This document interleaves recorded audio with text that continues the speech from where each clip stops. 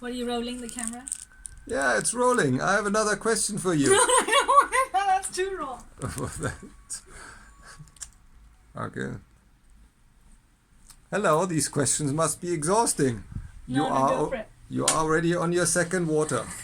But maybe you can help me with something very interesting. How do I appeal a Home Office decision in the UK? We've done that one, Gerhard. Hello? Hello again. Can you help? Things? Yes. Can you help me with a very difficult question on immigration? Go for it.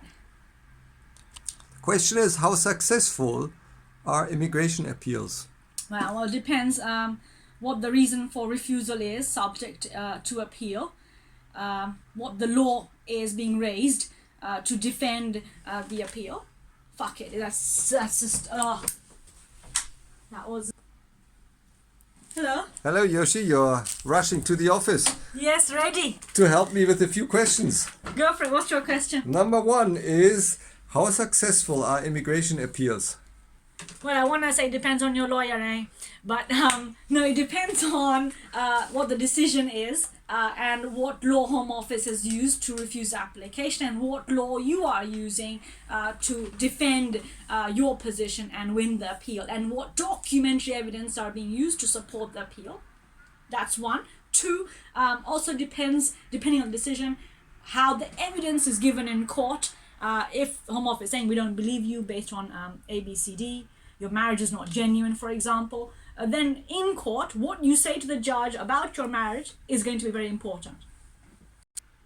I'm already on my second question, which is, can I sponsor myself in the UK? Oh, clever, eh?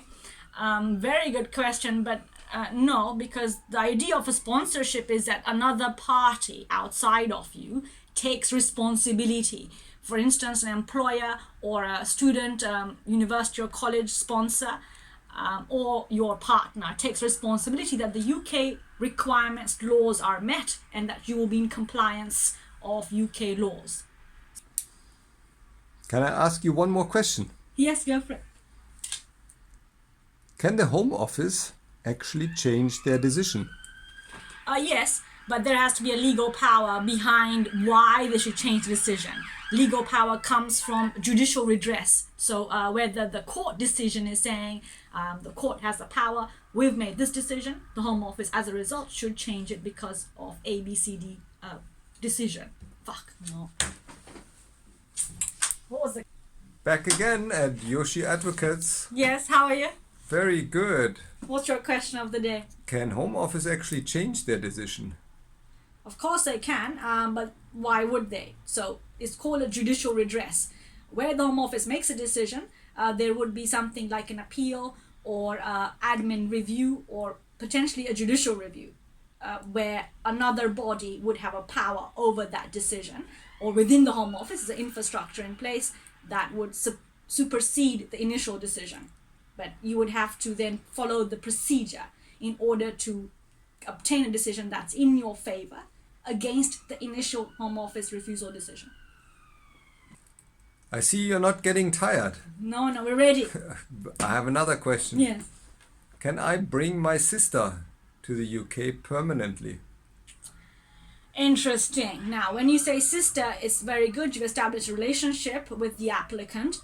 But if your sister's over 18, or let's say even if she's under 18, it'll be very difficult, because even if the sponsor say you are British or settled and your sister's overseas, your relationship is still that of a sister, which is extended family member.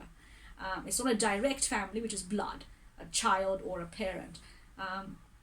The other way, it would be something called an adult dependent relative, where there would have to be a medical condition, a particular age requirement, which I'll go into much more detail, but the relevant application, if you wish to consider, ultimately would be a human rights application where you give the Home Office all the information, the documents, the situation that surrounds why she should come in the UK and why they would give you the visa, because it does not fit a particular application category.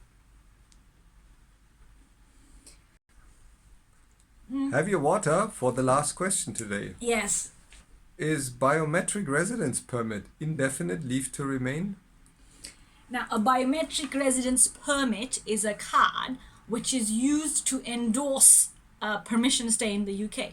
Whether that permission is indefinite stay or limited leave to remain, student visa, whatever it is, the biometric residence permit is simply a card that is used for endorsing the permission to stay. It does not itself it becomes permission to stay. So in a nutshell, no, it is not indefinite leave to remain.